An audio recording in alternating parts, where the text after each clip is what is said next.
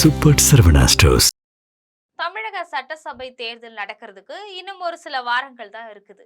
இந்த நிலையில ராஜ்யசபா தேர்தலும் நடக்க இருக்கிறதா அறிவிக்கப்பட்டிருக்கு.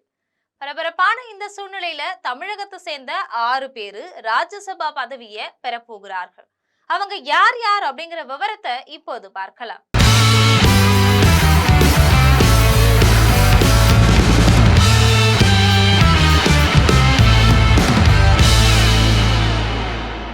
இப்போ தமிழகத்தை சேர்ந்த ராஜ்யசபா உறுப்பினர்களாக திமுக தரப்புல திருச்சி சிவா, என்ஆர் இளங்கோ, அந்தியூர் செல்வராஜ், கனிமொழி சோமு ஆகியோர்லாம் இருக்கிறாங்க.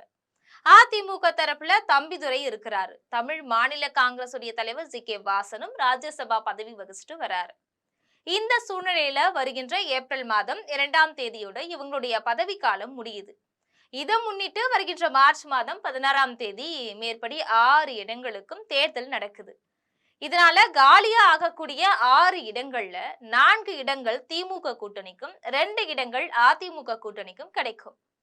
அந்த வகையில ராஜ்யசபா பதவியை யார் யார் பெற போகிறாங்க அப்படின்னு இப்போ மிகுந்த எதிர்பார்ப்புல இருக்கு. இது தொடர்பா திமுக தரப்புல திருச்சி சிவாவுக்கு மறுபடியும் வாய்ப்பு தரப்படுவதா சொல்லப்படுது. அதே மாதிரி கூட்டணி கட்சியை சேர்ந்த தேமுதிக தரப்புல அந்த கட்சியுடைய பொருளாளர் எல்.கே. சுதீஷ்க்கு இந்த முறை வாய்ப்பு தரப்படுது. இது மட்டும் இல்லாம காங்கிரஸ் கட்சியினர் தனக்கு அதிகார பதவி தரணும் அப்படின்னு கோரிக்கை எழுப்பிட்டு வரதால காங்கிரஸ் சார்பில் இருந்து ஒருத்தவங்களுக்கு ராஜ்யசபா பதவி தரப்படும் அப்படின்னு தெரியுது. இது தவிர புதுசா தென் மாவட்டத்தை சேர்ந்த இளைஞரணி நிர்வாகி வர்றதுக்கு ராஜ்யசபா பதவி தரப்படுது.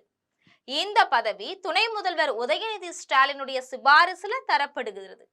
இது போன்ற கொங்கு மண்டலத்தை சேர்ந்த பெண் நிர்வாகி ஒருத்தவங்களுக்கும் ராஜ்யசபா பதவி தரப்படுது. இதுக்கு இடையில கனிமொழி சோமுவுக்கு ராஜ்யசபா பதவிக்கு பதிலா சட்டசபை தேர்தல்ல ஒரு தொகுதி ஒதுக்கப்படும் அப்படின்னு தெரியுது.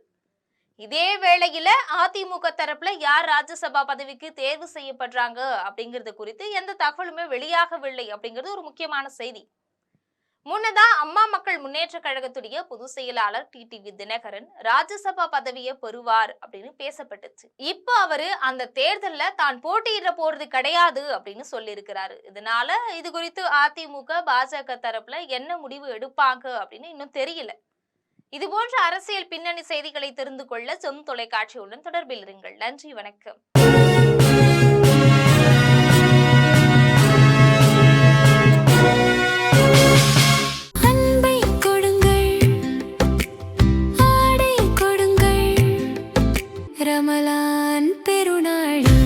Super Saravana stores.